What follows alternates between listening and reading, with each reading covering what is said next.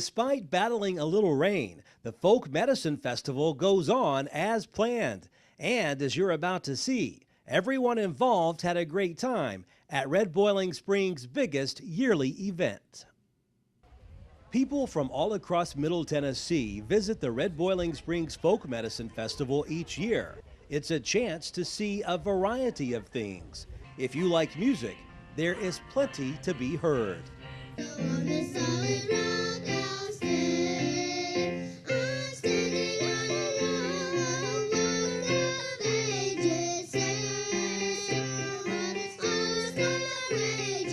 If you like quilts, the festival's organizers make sure there are plenty of hand-stitched quilts to admire. For the kids, you have a dunk tank.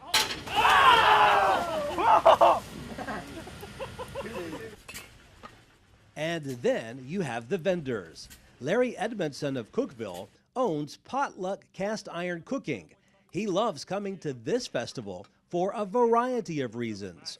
This is our third year here. Why do you keep coming back? Well, it's a really nice place to be, a lot of nice things to see, and then folks that organize it are really well, and business is pretty good here. We have good days here.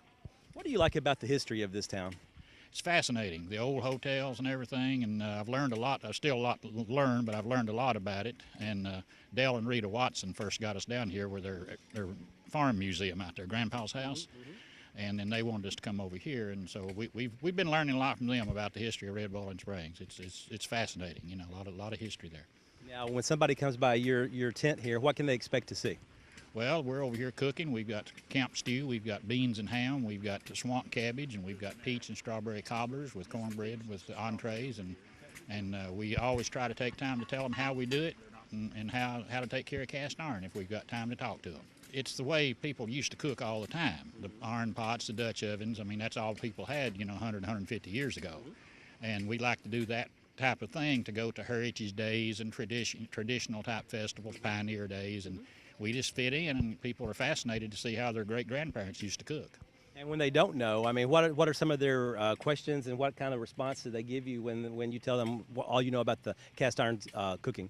Well, a lot of them come up and they say, well, my grandma left me these cast iron pieces and I don't know how to get the rust off of them, or I don't know how to get them where they'll cook. So I try to explain how to do that and how to get them where they'll be just like new.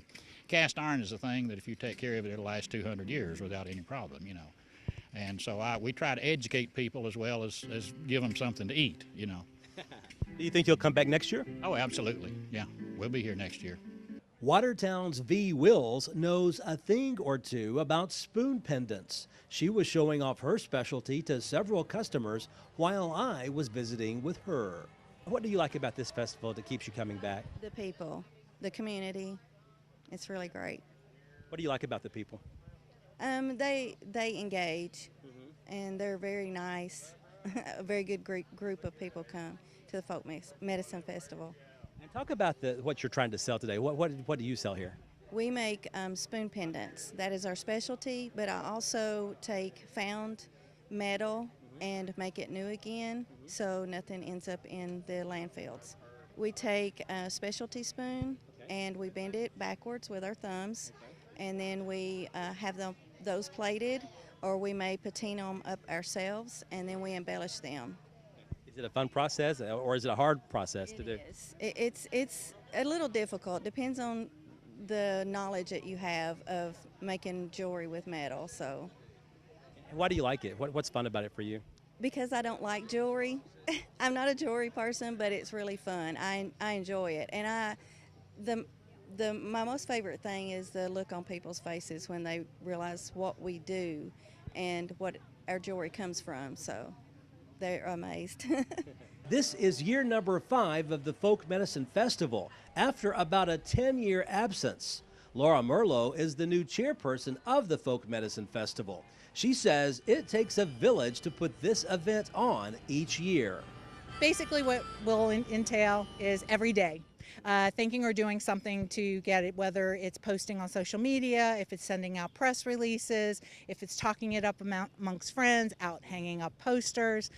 But when you have a really strong committee of individuals that help, it's actually a pretty easy task. The City of Red Boiling Springs, the Police Department of Red Boiling Springs, the Sheriff's Office from Macon County, Lafayette EMTs are here, Calvary Baptist Church. If you haven't seen our 40 by 40 canopy down there for the food court, they put that up last night. You know, and thank you, thank you, thank you. And then again, I can't thank enough all the volunteers, you know, from Vision 2020 and the community that came out every month to come to a meeting to put this all together, so that we can stand here proud today and say we did good for our community. Merlo says her team is already gearing up for next year's festival. It's a never-ending job, but a job for all those involved love tackling. Reporting from Red Boiling Springs, Barry Hiett, NCTV.